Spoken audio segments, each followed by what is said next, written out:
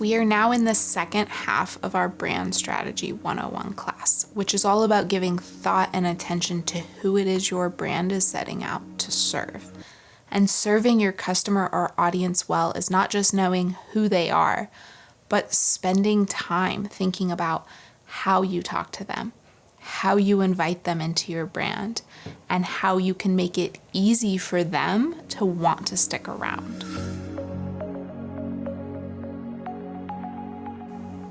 In every business or nonprofit, there is something you offer, something you sell, a service you provide. And this product, whatever it is, can be broken down into a list of features.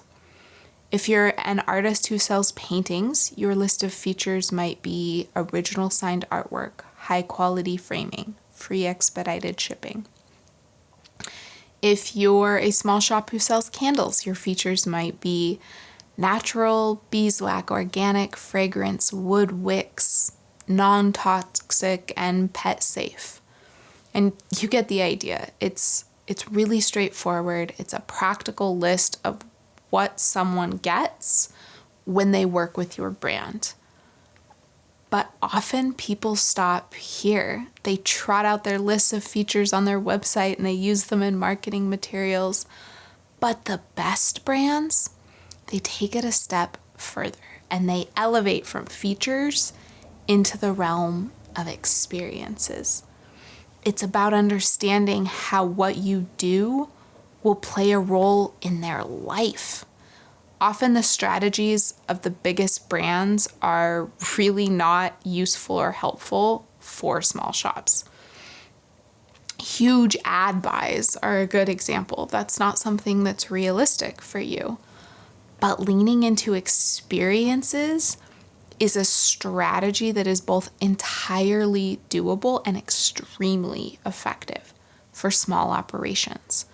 Start doing this now. Start thinking about what you do in terms of experiences. And doing this one thing is going to help you graduate onto an entirely new playing field. If you have not yet, go download the worksheet that goes with this lesson. The link is in the show notes. And on it, there are exercises to help you start shifting your thinking in this particular way.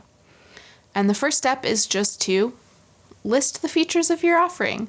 This is practical, it's straightforward. It should be really fast and easy to jot 5 to 7 items off the top of your head.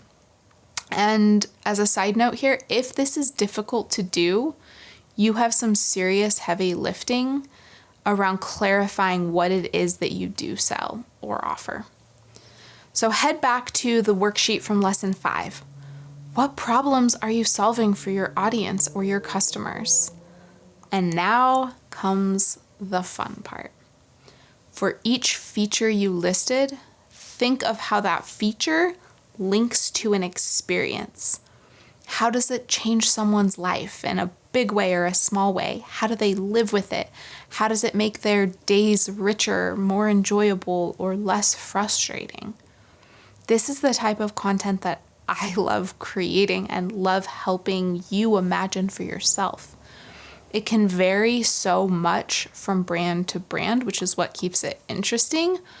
But when done well, it brings beauty, it brings aspiration, it brings inspiration to the brand you're creating and the work that you're doing.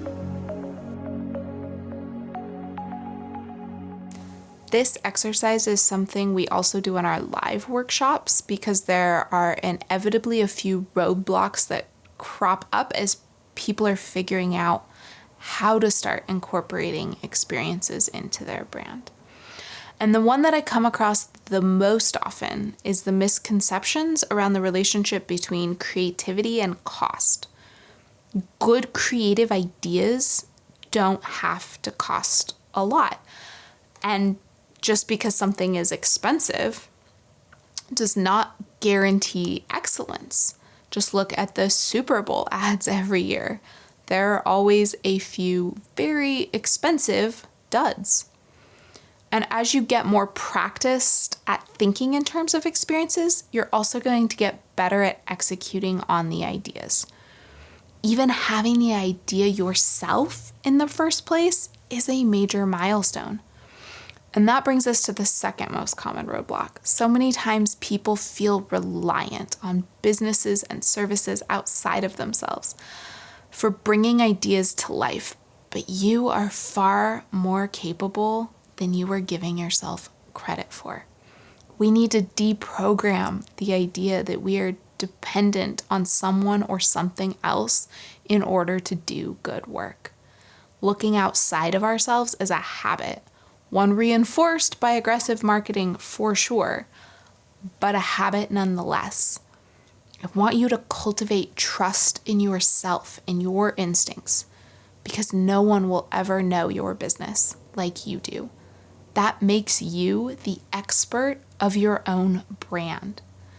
As you get in the habit of seeing experiences, you suddenly won't need to hire an agency to come up with ideas for you. You will have them on your own. In fact, this is a byproduct of good brand strategy as a whole. And you are able to start hiring for execution more than ideation. And by that I mean, you know what you want to say. You just hire someone to put it on a website for you. You know what you want photographs to look like.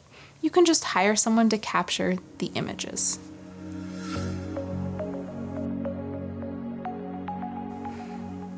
There is so much noise out there, so many ads and so many emails, but this is your opportunity to carve out your own little space of meaning and personality. And as consumers, I think that we're all more and more hungry for that. We're hungry for a little more humanity and personality in our interactions.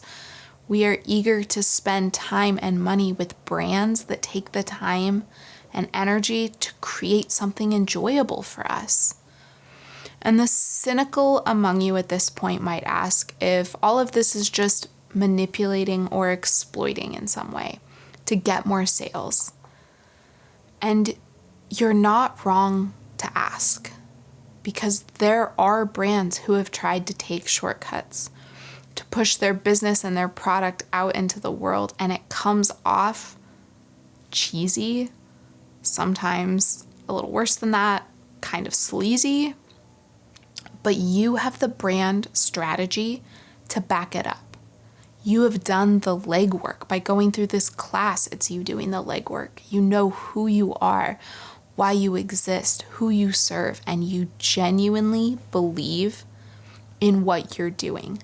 You believe it adds positivity and solutions to lives and community. And let me tell you, knowing this makes all of the difference. It's the difference between being authentic and being salesy.